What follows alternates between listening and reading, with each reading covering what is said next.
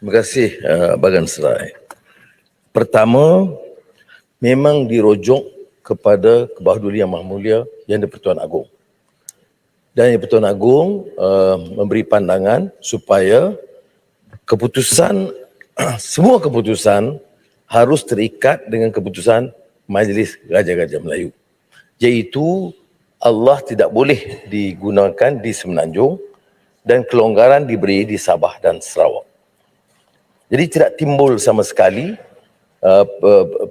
soal tidak dirujuk.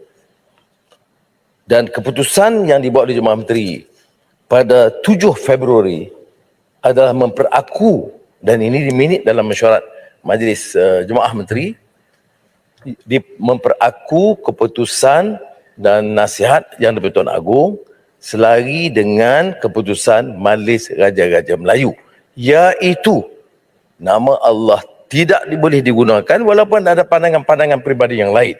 Saya pernah dengar sendiri bersama dengan Marang yang membuat keputusan membolehkan. Ada mufti yang juga kata membolehkan. Ada ulama kata membolehkan. Tapi itu pandangan-pandangan peribadi.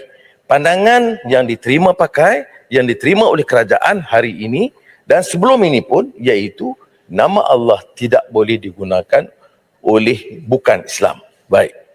Jadi bila keputusan Jemaah Menteri pada 7 Februari memperaku apa yang disebut Yang di-Pertuan Agong, Peguam Negara setelah meneliti kes Lily, melihat kes ini khusus dari segi pentadbiran tidak melibatkan Allah kerana keputusan peraturan KDN, iaitu bersabit dengan dokumen dan tip oleh Lily. Untuk Sarawak, maka keputusan Peguam Negara ialah untuk tidak membuat rayuan. Kerana pada pendapat Peguam Negara yang diterangkan, keputusan beliau adalah selari dengan keputusan Raja-Raja Melayu. Baik. Dan keputusan ini juga sama dengan keputusan yang tidak dirubah selama ini, terutama 86 dan bahkan sebelumnya juga, tetapi yang 1986 itu jelas, iaitu keputusan yang dibuat oleh Majlis Raja-Raja Melayu dan arahan pentadbiran. Yang jadi masalah sekarang ini ialah arahan pentadbiran KDN yang dibuat sebelum ini, itu 1986 bercanggah dengan keputusan Raja-Raja. Jadi sekarang ini apa yang dilakukan ini tidak ada timbul bercanggah dengan keputusan Raja-Raja, tidak ada maksud untuk memberikan ruang kepada yang bukan Islam seperti mana dia dakwah. Jadi saya tidak fikir munasabah nak digunakan dan dipolitikkan isu ini. Pendirian kerajaan hari ini dalam keputusan Jemaah Menteri memperaku keputusan yang dibuat oleh Majlis Raja-Raja Melayu. Satu, nama Allah tidak boleh digunakan di Semenanjung Tanah Melayu. Kedua, kelonggaran diberikan dengan syarat-syarat untuk Sabah dan Sarawak. Dan inilah yang keputusan dibuat yang menyebabkan tidak ada rayuan dalam kes pentadbiran. Iaitu bukan sama sekali keputusan hakim. Bahkan hakim itu sebut betul-betul. Dalam keputusan hakim, ini keputusan pentadbiran dan bukan keputusan theological. Maknanya bukan itu pendapat hakim, tapi dari segi kita tidak mempengaruhi kerana keperluan memperkemaskan. Bagaimana nak perkemaskan supaya tidak ada percanggahan ini? Apa yang dilakukan?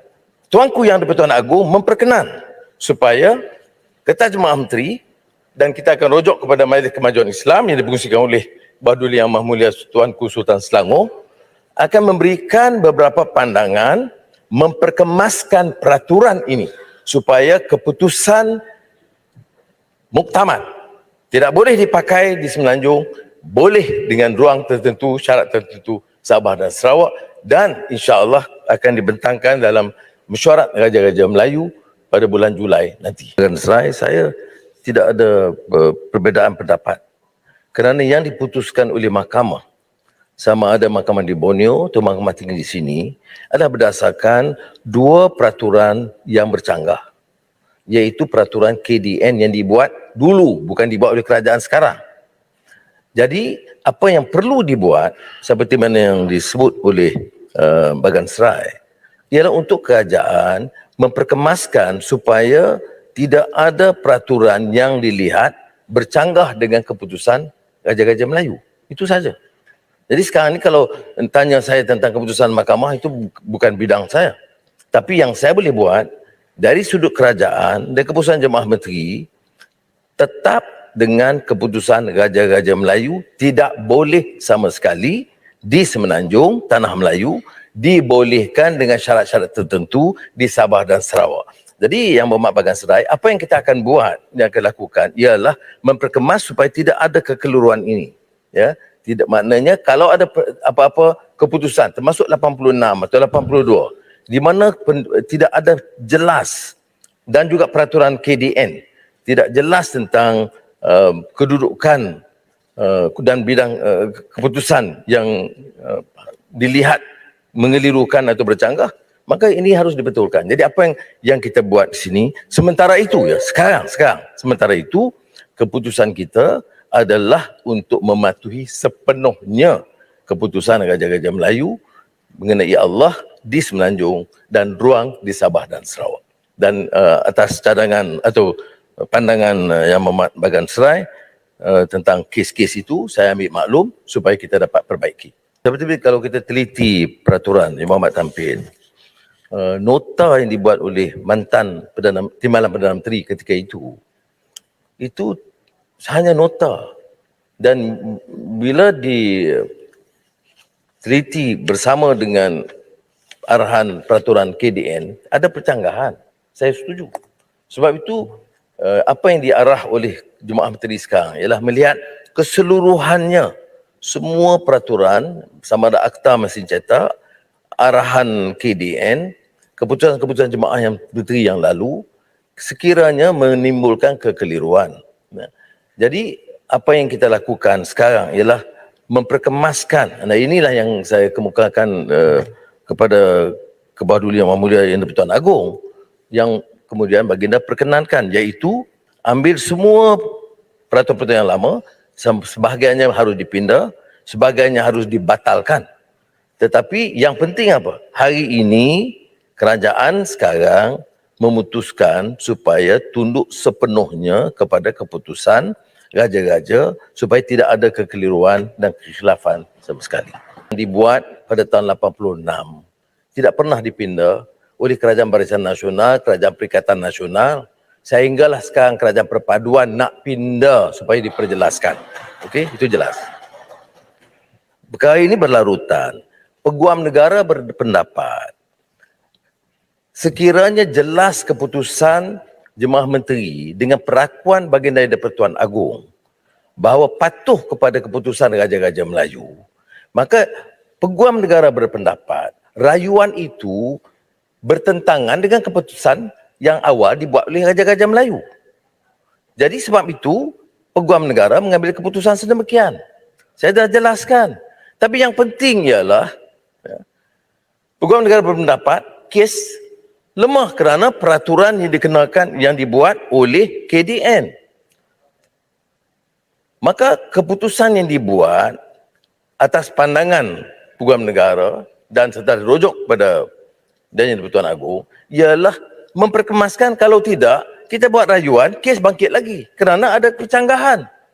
Jadi sebab itu kita tamatkan dengan pindah semua peraturan supaya jelas tidak ada kes yang boleh dibawa mahkamah.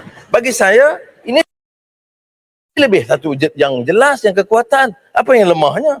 Kalau kita kata umpamanya kita tarik balik rayuan, kemudian kekal keadaan yang keliru sekarang, itu mungkin kelemahan kita.